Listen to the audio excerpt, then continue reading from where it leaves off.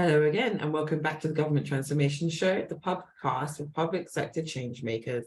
I'm Dami, and in today's episode, I'm joined again by Charles Damerell, Senior Director of UK and Ireland, who joined us at the recent Government Transformation Summit. SolarWinds is a leading provider of powerful and affordable IT management software. Today, Charles and I reflect on the Government Transformation Summit and the conversations held at the Performance Roundtable. And we also look forward to the challenges that the public sector may have when integrating technology and competing in the talent market. Let's jump in now. Welcome back to the Government Transformation Show. Today, I'm joined again by Charles Damerell, the Senior Director of Sales for UK and Ireland at SolarWinds. Charles, could you please reintroduce yourself to our audience? Yeah, sure. And nice to connect with you again. So my name is Charles Damerell. I run our UK and Irish business for SolarWinds. And we also happen to have our international headquarters based in Ireland. Amazing, thank you so much. So last time we talked, we actually had a quick chat about the Apple Watch. Did you manage to add that to your Christmas list? I feel really bad now because I've actually asked for it to be changed. I'm probably kind of an old-fashioned guy in terms of just keeping, just a good old-fashioned straightforward watch on. And I've asked for Santa Claus to swap that out and give me one of the new iPads. Oh, so yeah, okay. yeah, particularly, yeah.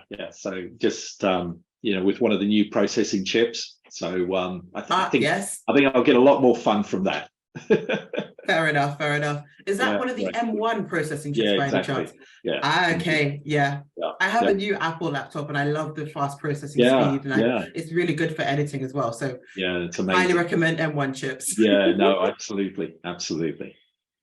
Amazing. Okay, so let's dig back into the matter at hand. So reflecting on the conversations that you had with your other co-host, at the discussion table for performance. Sure. Could you tell us something about the surprising, my train of thought is completely lost. Could you share something that was surprising at your discussion table and at the broader conference?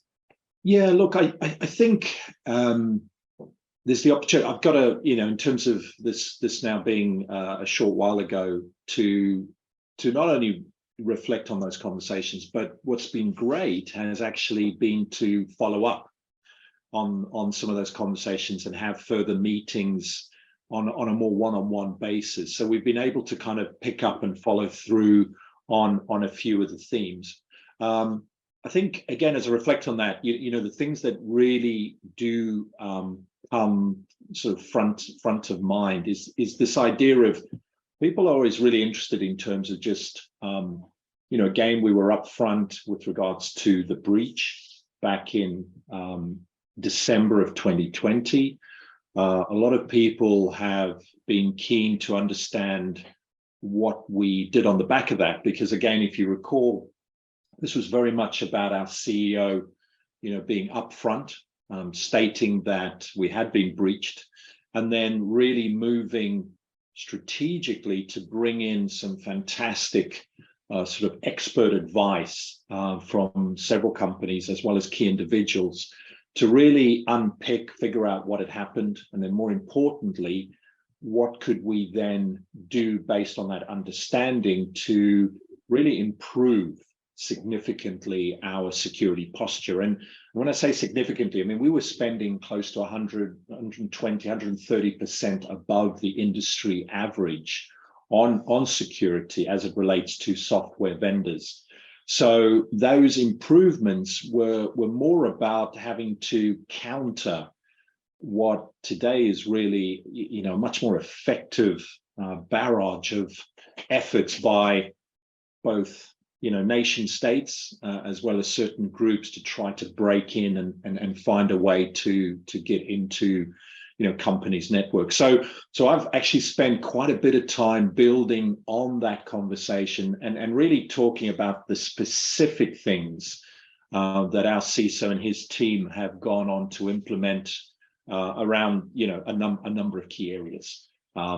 So that's probably what comes first to mind. Is that what you were thinking about, or do you need me to expand further? Mm-hmm. We could expand further though. So in terms of the conversations that have followed, has there been anything that's come up that's been a particular insight that is now actionable that SolarWinds and let's say the government participant is you're now working on? Yeah, absolutely. I think if we go back to the actual day and the roundtables, I think we spoke about this previously. You know, and there were several great keynote presentations, but one of the key presentations that for me really stuck out was the one that was done by Gina Gill, the Chief Digital and Information Officer from the Ministry of Justice. And in particular, I think, again, we touched on this idea of her speaking about her organization, you know, that huge transformation piece that they were undergoing, and the need for the operation to be able to support this world-class justice system, you know, that can really support and work for every citizen within the United Kingdom. And on the back of that, it was really talking to and recognizing this element of what's in place. In other words, the technical debt, I think, is often what it's referred to, but that sounds a bit negative. It's recognizing that, you know, we don't just stop and then refresh and then start again. I mean, we're talking about the size of an organization with its tenureship and all of the stuff that it does. It's constantly switched on and in business. And so the ability to then work with what's in place, add and adjust, add some extra elements to create something better, more effective, but still ensure that, you know, and underpin what is working well is really important. And I think that probably has been a key theme for me and my team, certainly in terms of ongoing discussions with our government customers, in terms of bringing, if you like, our knowledge to a very specific area of their business around monitoring and management, and then being able to add the extra nuggets. And it's not just stuff that we're kind of innovating on. It's not all the new sexy stuff. It's actually about using experiences from other government departments, both in the United Kingdom, but also in the United States. And again, not sharing, you know, and divulging things, but talking about best practices, for example, things that can be easily implemented, adjusted, and then providing a little bit of extra value or enhancement for that organization, you know, that I happen to be talking to. I think that would really be the key sort of, that would really be the highlight for me, I think, you know, as I reflect over the last few weeks since the event. Thank you so much. So based on your answer, then I want to kind of dig into where the government organizations might be in terms of their journey to monitor and measure their performance. So was there an organization that was perhaps more mature within their journey to transforming their operations, or did you find that they were at different stages, and how did that affect the conversation that was had around the table? For me, the conversations that I was having with certain government departments, etc., the reality is that there's a significant environment, you know, that these customers are trying to manage in the best possible manner that they can. I think there's complexity, you know, it's a combination of cloud as well as on-premise. There's networks, there's systems, applications, users, data. I mean, there's all sorts, it's this plethora of quite significant complexity. And the key to it really is what everyone's trying to do ultimately is find, you know, what's the best way to actually manage and monitor that kind of environment. And so I think the conversations that I was having and that we continue to have is very much around, okay, so take a step back, you know, what are some of the key critical capabilities that those customers are looking to be able to provide? You know, as we look at and talk about those customer environments, you know, there are a couple of key themes that come out. One is the ability to automate those environments. The second, and that can be done in incremental steps. There's also an element around, okay, so how do we observe those environments? And there's a different hierarchical stack as to different folks within the business needing different information. And so I guess you get into an area of, okay, so we've got automation, we've got observation. Could we do something around visualization? So something that actually sets it up so that we can kind of have a view on what might be coming up in the future. And then you're into the real nuts and bolts, the remediation side. So that's where the real sort of meat on the bones comes from as we start unpicking and digging into those different areas. Looking ahead, what do you think will be the biggest challenges facing government when it comes to addressing performance? I think the number one challenge, and this is what we're actually hearing back, so it's certainly less about us, sort of coming to this conclusion, and it's more about our customers relaying, the challenge around this is very much around this idea of or the job of correlation. I think today many vendors, and we certainly were doing a fair amount of this a little while back, we would leave the job of correlation to the customer and expect them through their processes and people to sort of figure some of this out. The challenge with this is, I think, is twofold. One, that is massively time and resource intensive. And so ultimately what we're, as the vendor, by leaving it to the customer, what we're effectively doing is kind of killing their productivity. I think is the basic premise that we would have around that. The other thing is that we are seeing, and again, I'm being careful here, but we are definitely seeing a number of pressure points within government organizations as it relates to cost savings, efficiencies, et cetera, et cetera. And I think, again, it's just the time that we're in right now. Economically, there's some pressure points around this. And so I think, again, what we have to be doing as a vendor, and it's not just us, but I would invite the rest of my competitors and everybody too, right?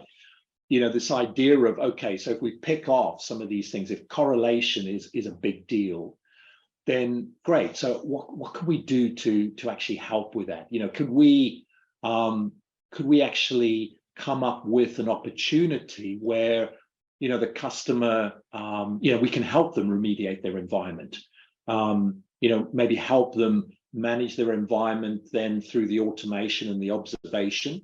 I think the key to this comes back to something that is fairly straightforward, and it's the ability as a vendor for us to bring a level of professional services or experience or expertise to the table, and actually not, again, to be kind of trying to get into the organization and put lots of people from us in there, but actually to be able to do some quick, short, sharp intervention, almost hand the baton over, allow folks to be able to do what we can do to really get the most out of the assets, and then be able to step back and allow that department or that team to then take it forward on their own. And I think that's the segue, that's the bridging bit that I'm certainly working on now more than ever before. Thank you so much for that answer. So just to kind of flesh that out a little bit more, is there any advice that you would have for government participants that are looking at cost challenges or efficiency challenges or correlation challenges?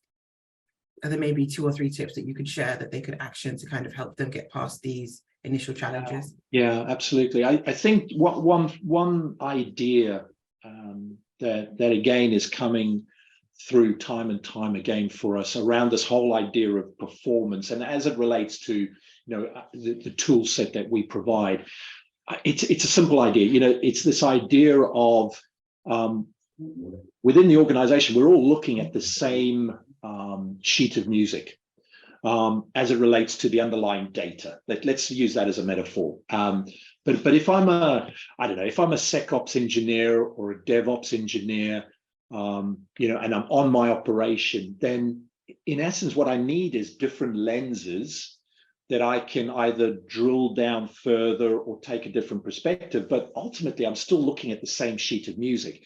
It's just I'm able to get the nuances and the detail that I need relative to my persona, my role in that business. And I think that's where, again, if there's one area that can be effectively honed in on and some real value pulled out from that, it's that ability to be able to provide that almost hierarchical view or views of the data. That for me is certainly one of the key themes that's coming out with the engagements that we're having now with our government customers. Amazing. Thank you so much for sharing. So there's going to be some actionable tips in there for civil servants to kind of take back to their departments and implement. So in our last episode, we also talked a little bit about the importance of hiring and developing talent, whether that be internally or externally. Yeah. So, and how this will also help to develop a organizational culture that supports kind of attracting and retaining this talent. Can we flesh this out a little bit more? Yeah, no, absolutely. I think again, in terms of trying to provide some helpful input into something like this, I think first and foremost, it's recognizing and being clear about what type of talent you're after. If I use a couple of examples, what we see today is, perhaps maybe this idea of a government department or government organization not being quite as attractive or as sexy, if you like, as say a software vendor like a SolarWinds, in terms of attracting some great graduate talent, for example. And yet, actually, what we really find is that if the organization can actually clearly articulate what it is that they are doing. So if you think about it from the point of view of, let's take our monitoring and management stuff. Today, we know that there will be a platform in place, doing a whole range of different things. I think the grad that's coming out of a particular computer science degree will have a very, very broad base or very, very broad structure. I think there's some real opportunity to position the variety and just some of the aspects that can come, for example, around attracting someone to come and work in a particular NOC or SOC environment, where not only are they working with real live situation, but more importantly, some of the highlights, some of the sexiness comes on the back of that environment also now developing further. And the big one that I think we can all use effectively to attract and raise some interest is this idea of AI. For us as an organization, what we're also starting to talk more and more with our customers about, and we're actually delivering this today, is this idea of, all of this disparate sources of data, which is absolutely growing. That pile of data coming through these different tools, these monitoring tools, ultimately we're going to need to be able to provide a level of AI or AI ops service on top of that to really be able to find the needle in the haystack, because the haystack's getting bigger, and departments can't hire thousands of people to go after this stuff and analyze the data. So it's kind of this balancing act around real life experience, rolling your sleeves up, really getting to the nitty gritty, which I think for the right people, hopefully the particular department is trying to attract, will absolutely get their curiosity. And then don't forget to add in some of the newer aspects that they would have come across on their degree or on their course, or even in the last couple of years, maybe on a particular apprenticeship or internship that they've served, and put that out there. Use AI, use machine learning. These are all things that are demonstrable and available today, and can quite easily be accessed and used and offered to the newer employees that are coming through. Does that help? Yes, absolutely. Definitely. So just on that piece, we also briefly discussed that at SolarWinds, you offer a sabbatical period to long-standing members of staff. Yeah. So I wanted to ask you a little bit more about this and what the impact is on the individual, but also on the organization. Does that then kind of breathe in new, fresh innovation and kind of a refresh and a new way of thinking of things? Yeah. Gosh, I think your question is actually a very, very straightforward one. It's specifically around, that particular opportunity within SolarWinds and the idea of a sabbatical. But if I may, it is part and parcel of a broader approach that we're taking within the business. So sabbatical is one area. One of the other things that our CEO introduced really early on within the lockdown period, COVID lockdown, etc., was we actually every quarter will have a full day of what we call SolarWinds Wellness, and it's a full day off the business, and it doesn't come off your annual leave or anything like that. It's actually, if you like, SolarWinds gifting all of our employees, and we have close to 2,500 employees worldwide. Every single person has that day off, and there's an expectation that the management team and leadership team support that and provide the necessary planning and backup to ensure that that happens. So I think to your point, the sabbatical, offering a day, a wellness day, and then just again a set of care values that we have is really all about where I think we are now moving to, not just SolarWinds, but just generally business and departments, government or commercial, in order to be able to, first of all, align and recognize where our employees are at today, with certainly a shift in terms of not coming into the office every day, recognizing that, and then figuring out what else can be done to further support that new way of employment, and just nurturing the folks that we have within the business. I think everyone can do it. The impact to the bottom line from a commercial point of view as a SolarWinds company is zero. If anything, we get a bit more out of it, because to your point, we get folks coming back in refreshed, re-energized, and ready to get stuck in. And the really curious thing is, and I've had several of my team go on these sabbaticals, is the automatic planning and thought that they will take on themselves well before I come to them and say, right, let's go through this. What are we going to do while you've got your month off, etc. They're already thinking about this. So let's just recognize that I think people are certainly able to do some of that proactive kind of thinking and planning well ahead of, as a manager, us having to step in and provide and ask for the necessary inputs. Absolutely. And I think there's a piece there around empowering your employees to kind of be in charge and autonomous. Yeah.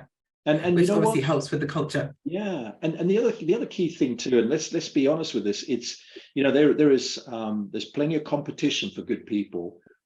We see from a retention perspective, just phenomenal retention rates. In other words, our employees choosing to stay with us, because we're actually, that kind of thing just embodies great connection and a level of, I call it loyalty, but I don't mean that one-sided. It's a two-way street. It really, really is.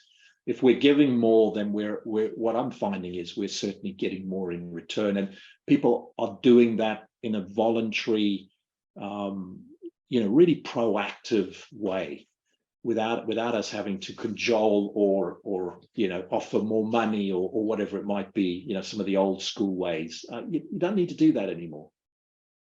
Absolutely. There's a piece there around how organizational cultures have also changed and adapted to kind of usher in this new way of working that's more flexible, that obviously gives the employee and employer more trust, both on either side, but just to kind of help with the connection and make people feel more autonomous and in charge of their work and kind of more engaged. Absolutely. Yeah.